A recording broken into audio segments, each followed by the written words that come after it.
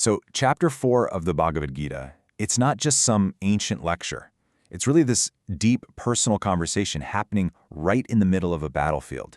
And it's all about the nature of our actions and the kind of wisdom that can actually set us free. It's all about putting wisdom into action. Right from the jump, Krishna sets this really intimate tone. This isn't for everyone. He's leaning in and telling his friend Arjuna, hey, listen up. Because you're my friend, because we have this connection, I'm going to let you in on a huge ancient secret. And in a way, we get to be a fly on the wall, listening in on that secret. And the secret starts with a claim that is, well, it's just mind-blowing.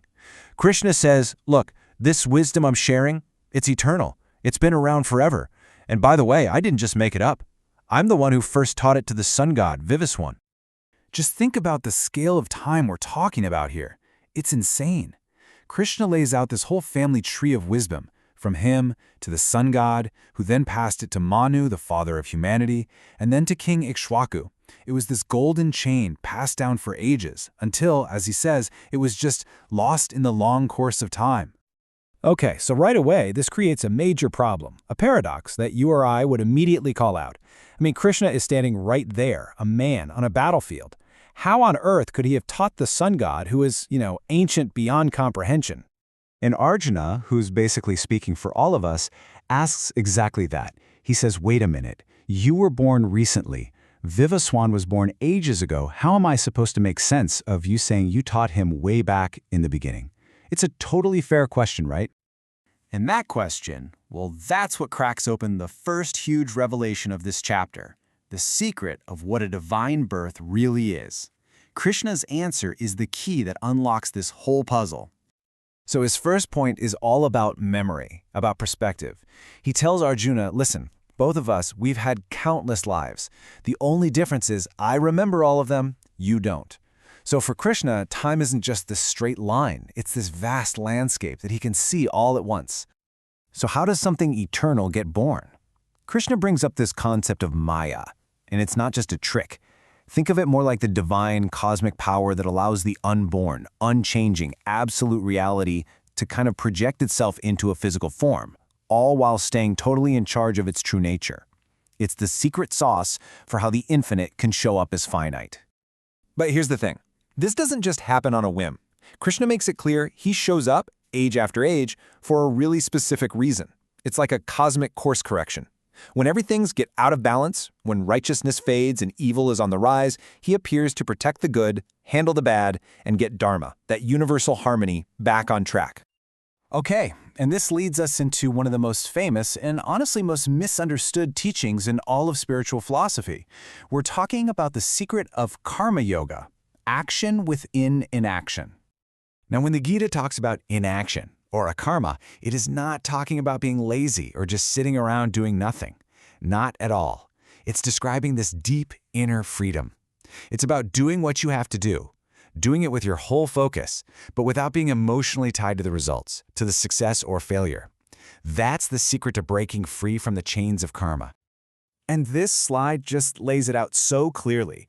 On one side, you've got your typical binding action. It's driven by your ego, your desires, your desperate need for a certain outcome. That creates stress and ties you up in karmic knots. But on the other side, you have liberating action. You do your duty, you give it your all, but you let go of the result. And that, paradoxically, is what sets you free. And here it is, the big payoff. Krishna says the person who really gets this paradox, the one who can be in the middle of total chaos like a battlefield, but can still find that inner stillness, that non-attachment, that's the one who's truly intelligent. They see the inaction inside the action, and that's what it means to be united with the divine. All right, so now Krishna takes that whole idea and he connects it to an ancient concept called yajna, or sacrifice.